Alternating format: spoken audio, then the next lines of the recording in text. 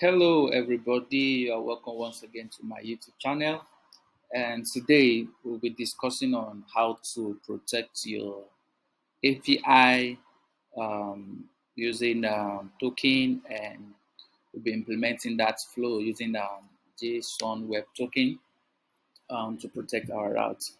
So basically, before we go to our code, I will quickly like to show you a step guide or flow on how that will be implemented on my board over here.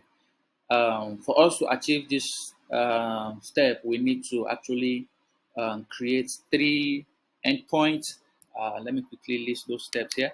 We need to create a login endpoint where we will generate token for the user, and this token has to be presented wherever the user wants to access any protected route. And whenever the user wants to access on route, he needs to provide us a token, and we will verify the user's identity using this token.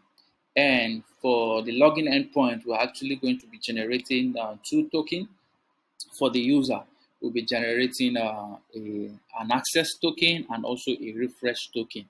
Now, the access token, we have some limited period before it will expire, depending on how long you want the access token to be valid. If you want it to be valid for 2 minutes, if you want it to be valid for 5 minutes, and anyhow you want it to go, you kind of put in the expiration period over there, and then we'll also generate a refresh token for the user. Now, the refresh token is meant to regenerate a new access token for the user. The user don't need to log in with email and password anymore. All what he needs to do is to send back to the server the refresh token, and then a new access token will be regenerated to the user, and it will last the duration you actually wanted it to last when you generated the access token in the first place. Now, for the refresh token, we'll actually be storing that in our database, so that whenever the user wants to regenerate his access token, all what we'll need to do is get the refresh token the user is sending us from the front end or from Postman or whatsoever the refresh token is coming from. Then we'll check from our database for us to know if that refresh token is valid, because the refresh token is actually not going to have an expired time period. And if that token is valid, then we'll regenerate another access token for the user. And then, so that will be done on the refresh token endpoint. And then we'll have the third endpoint, which will be the logout endpoint. The logout endpoint will actually help us to clear the refresh token from our database, so that refresh token will no longer be valid. Maybe should in case the user's information is being compromised, or the token is being kind of tampered with, the user can go right ahead and log out from our app, and then the refresh token will no longer be valid. The user have to log in again with a correct detail, correct username and password, or correct email and password, for him to be given a new refresh token and new access token. So this, in some kind of way, make our app a little bit secured. Maybe without us having to make use of session token. Where the token can no longer be rendered invalid. And yeah, so quickly, let me quickly itemize how the step going to look like. So as I mentioned from the onset, we'll have a login endpoint, and we'll have another endpoint for regenerate access token. Then we'll have the third and final endpoint for logout endpoint. So quickly, I would like to list out how the flow is going to be in each of these three endpoints. Now, for the login endpoint, this is what we'll basically do. We'll get the email and password from the user. Then we'll validate the input, which is the email and the password the user provided. We'll validate to make sure that the email is registered in our database. And at this point, if the email is not registered, we'll have to return a 401 error response to the user of user not registered. And also for the password, we will validate if the password the user is sending in is actually correct or is actually the same with the already registered password in the database. Mind you, from the register endpoint where I actually worked on in the previous tutorial, we kind of encrypt the user's password for security reason using bcrypt. So at this very point, when validating the input password, we will also use the bcrypt compare method to kind of compare the password the user is trying to log in with the already encrypted password in our database. And if there's any difference or if there's any discrepancy in within the two password, the one the user is sending in and the one already existing in database, then we'll send back an error response to the user of invalid login credential. And if this point is successfully validated, if the user input is successfully validated, then we'll go to the third step of we generate access and refresh token for the user. This will be generate actually, not generate. So we generate access token and refresh token for the user for which will respond back by sending them these two tokens. We'll send back to the user his access token and also a refresh token.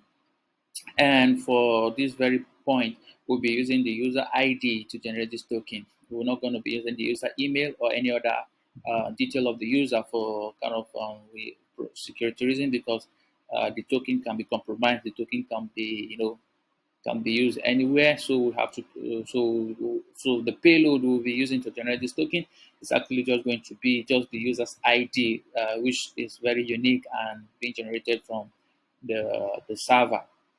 So that is basically it for the login endpoint, and that is how the flow will be. Now for the generate refresh token endpoint, what we'll basically be doing is one, we'll get a refresh token from the user. This will actually be sent from the request body. So the user will need to send us from an input field, his refresh token because hitting this endpoint actually means the user's access token is expired and he wants to get a regenerated uh, access token. So the user needs to send to the back end his refresh token, and after getting this refresh token, the next line of action will be to validate the refresh token. So we'll actually be verifying our token using JWT verify method. We can do it to check on JWT documentation to know more about how JWT token algorithm actually work, or you can check on my previous tutorial on JWT token generation to get a clear understanding on how the flow works. And after validating the user's refresh token, if it's successful and the token is valid, then we can go right ahead and generate a new access token for the user. So the next line of action is generate a new access token for the user. And then we can respond with this new access token. So the user can go ahead and continue working on our app with this new generated access token. So that is basically the flow for the regenerate access token endpoint. And lastly, for the logout endpoint, the user also need to send us his will get the user refresh token once again from our request body. And after getting that, all what we need to do is we need to clear the refresh token from our database. Now, after clearing that from our database, then we can send back a response to the user of the success or successfully logged out from the application. Now, with